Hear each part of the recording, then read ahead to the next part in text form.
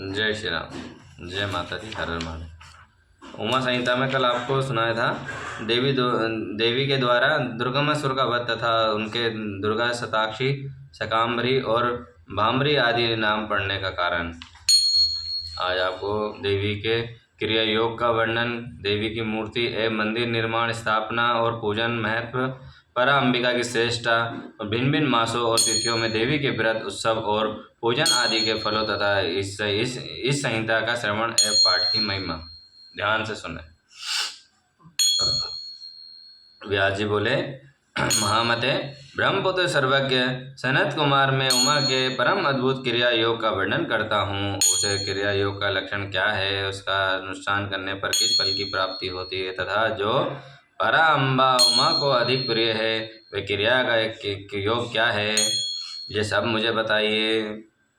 सनत कुमार जी ने कहा, महाबुद्धिमान दैत्यपायन, तुम जिस रहस्य की बात पूछ रहे हो वह सब मैं बताता हूँ, ध्यान देकर सुनो। ज्ञान योग, क्रिया योग, भक्ति योग, ये श्री माता की उपासना के 3 मार्ग कहे गए हैं। जो भोग और मोक्ष को देने वाला है, चित्त का जो आत्मा के साथ संयोग होता है उसका नाम ज्ञान योग है। जो उसका ब्रह्मा वस्तुओं और के साथ संयोग होता है उसका क्रिया योग कहते हैं। देवी की के साथ आत्मा की एकता की भावना भगवान की भक्ति योग माना गया है। तीनों योगों में क्रिया योग है, उसका प्रतिपादन किया जाता है। कर्म से भक्ति उत्पन्न होती है और भक्ति से ज्ञान होता है और ज्ञान से मुक्ति होती है, ऐसा शास्त्रों में निश्चय किया गया है। मुनि श्रेष्ठ, मोक्ष का प्रधान कारण योग है, परंतु योग के ध्येय का उत्तम साधन क्रिया योग है। प्रगति को माया जाने और सनातन ब्रह्म को मायावी अथवा माया का स्वामी समझें और उन दोनों में स्वरूप को एक दूसरे से अभिन्न जानकर मनुष्य संसार बंधन से मुक्त हो जाता है।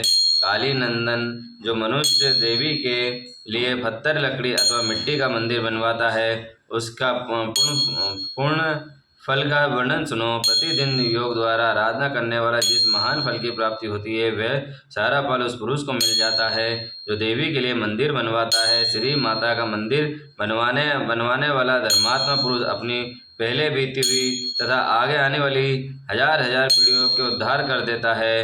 करोड़ों जन्मों के लिए हुए थोड़े या बहुत से पाप शेष रह गए हों, श्री माता के मंदिर का निर्माण आरंभ करते ही क्षण भर में नष्ट हो जाते हैं। जैसे नदियों में गंगा, संपूर्ण नदों में सोनभद्र, पृथ्वी में क्षमा में पृथ्वी, गहराई में समुद्र और समस्त ग्रहों में सूर्यदेव की विशिष्ट स्थान है, उसी प्रकार समस्त देवताओं में श्री परा अम्बा श्रेष्ठ मानी गई हैं। वे समस्त देवताओं में मुख्य और उनके लिए भी मंदिर बनवाता है।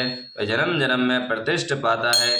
काशी, कुरुक्षेत्र, प्रयाग, पुष्कर, गंगा सागर तट, नौमिश्रण और अमरकंट पर्वत पर, पूर्ण में श्री पर्वत, ज्ञान पर्वत, गोकर्ण, मथुरा, अयोध्या, द्वारिका आदि इत्य पूर्ण प्रदेशों में अथवा जिस किसी भी स्थान में माता का मंदिर बनवाने वाला मनुष्य संसार बंधन से मुक्त हो जाता है। मंदिर में ईंटों का जोड़ जब तक या जितने वर्ष रहता है उतने हजारों वर्ष तक वह पुरुष मणिद्वीप में प्रतिष्ठित होता है।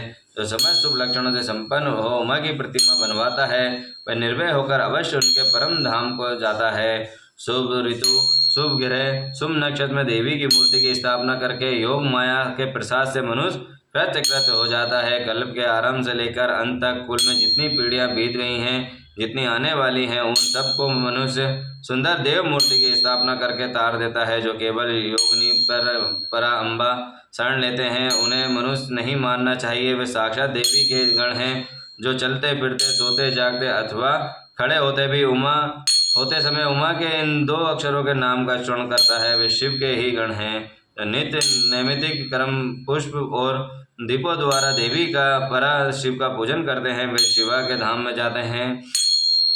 जो प्रतिदिन गोबर या मिट्टी से देवी के मंदिर को लीपते हैं अथवा उसमें झाड़ू लगा देते हैं वे उमा के धाम जाते हैं। जिन्होंने देवी के परम उत्तम एवं रामणीय मंदिर का निर्माण कराया है उनके कुल के लोगों को माता उमा सदा ही आशीर्वाद देती है, कहती हैं कि ये लोग मेरे हैं, अंध मुझ में प्रेमी के भागी बनकर रहे 100 वर्षों तक जिए और उन पर कभी कोई आपत्ति ना आए।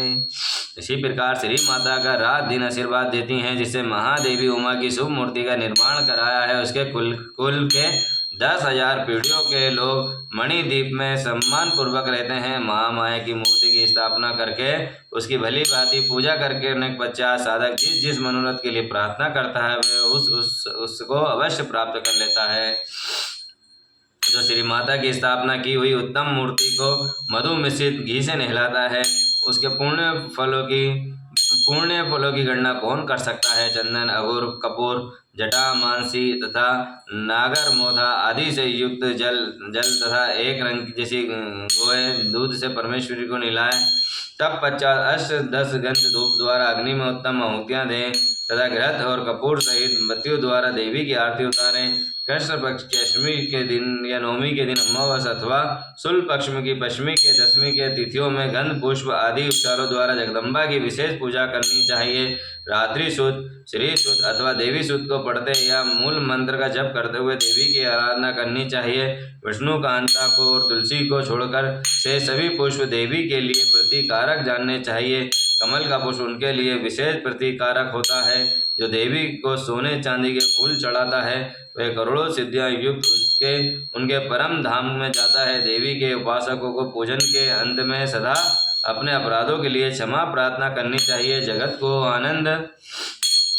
आनंद प्रदान करने वाली परमेश्वरी प्रसन्न हो इत्यादि वाक्यों द्वारा स्तुति मंत्र पाठ करता हुआ देवी के भजन में लगा रहने वाला उपासक उनका इस प्रकार ध्यान कर देवी को सिंह पर सवार एवं उनके हाथों में अभय एवं वर की मुद्राएं तथा भक्तों को अभिष्ट फल की प्रदान करने वाली इस प्रकार महेश्वरी का ध्यान करके उन्हें नवेग रूप में नाना प्रकार के पके हुए फल अर्पित करें। जो परमात्मा शंभु शक्ति का नवेग भक्षण करता है वे मनुष्य अपने सारों के पाप पंख को धोकर निर्मल हो जाता है। जो चैत शुल्क तृतीया को भवानी की प्रसन्नता के लिए व्रत करता है जन्म मरण के बंधन से मुक्त हो परम पद को प्राप्त होता है। विधान पुरुष तृतीया को दलोत उत्सव करें, उसमें शंकर सहित जगदम्बा उमा की पूजा करें। फूल, कुमकुम, वस्त्र, कपूर, अगुर, चंदन, धूप, दीप, नवेक, पुष्पहार तथा अन्य गंध द्रव्यों द्वारा शिव सहित सर्व कल्याणकारी महामाया महेश्वरी श्री गौरी देवी का पूजन करके उन्हें झूले में झुलाए। जो प्रति वर्ष नियम पूर्वक उस तिथि को देवी का व्रत और दलोत्सव करता है उसके सिवा देवी के संपूर्ण विश्व प्रसाद देती है। वे सखा मास में शुक्ल पक्ष में अक्षय तृतीया तिथि उसमें अलस रहित हो जगदम्बा का व्रत करता है तथा बेला मालती चंपा जपा और उड़ौल बंदूक दुपरिया और कमल के फूलों से शंकर सहित गौरी देवी का पूजन करता है। वह करोड़ों जन्म के लिए मानसिक, वाचिक और शारीरिक पापों का नाश करके धर्म, अर्थ और काम मोक्ष चारों पुरुषार्थों को अवश्य रूप में प्राप्त करता है। जय शुल्क में तृतीया व्रत करके अत्यधिक प्रसन्नता के साथ महेश्वरी का पूजन करें, उसके लिए भी असाध्य नहीं होता। आषाढ़ शुक्ल पक्ष की तृतीया को मतलब अपने वैभव के अनुसार रथोत्सव करें और उत्सव में देवी के अत्यंत प्रिय पृथ्वी को रथ समझे और चंद्रमा को सूर्य उसके पहिए जाने। देवी को घोड़े और ब्रह्मा जी के सारथी माने।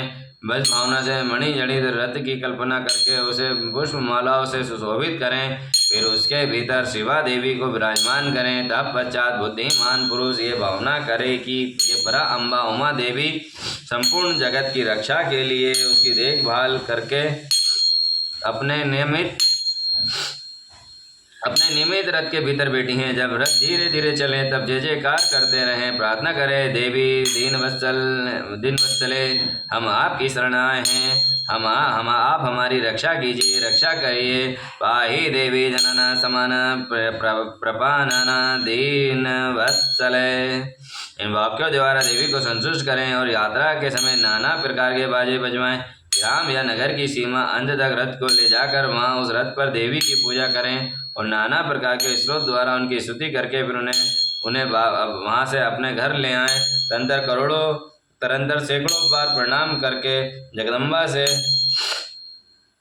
प्रार्थना करें। जो विधान परम प्रकार देवी का पूजन व्रत एवं रथोत्सव करता है वे श्लोक में संपूर्ण भोगों का भोग करके अंत में देवी के धाम को जाता है। श्रवण और भाद्र मास की शुक्ला तृतीया को जो विधि पूर्वक अम्बा का व्रत और पूजन करता है वह श्लोक में पुत्र पौत्र एवं धन आदि संपन्न होकर सुख भोगता है तथा अन्य में सब लोगों के ऊपर विराजमान उमा लोक को जाता है।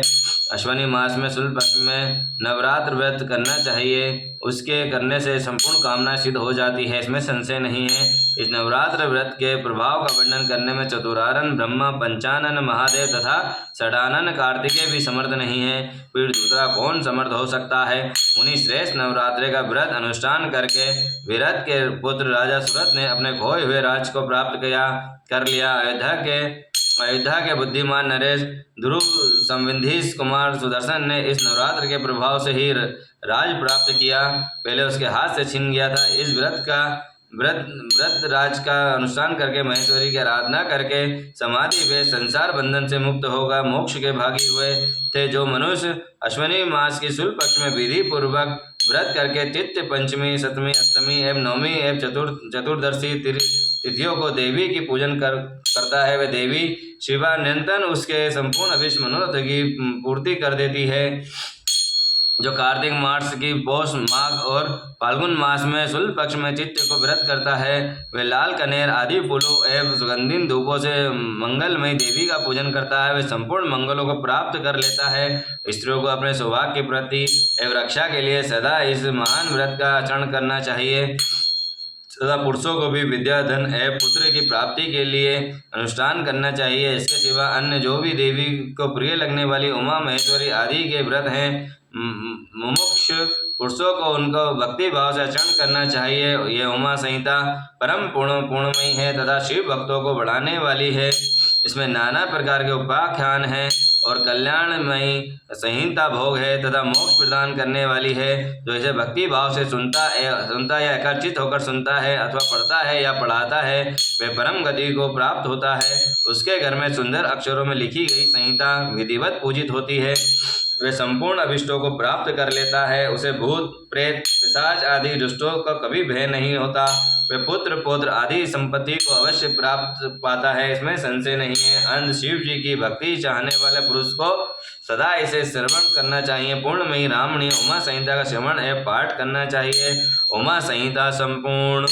बोलो उमापति महादेव की जय। कालों के काल महान काल की जय। लक्ष्मी नारायण भगवान की जय। जय श्री राम।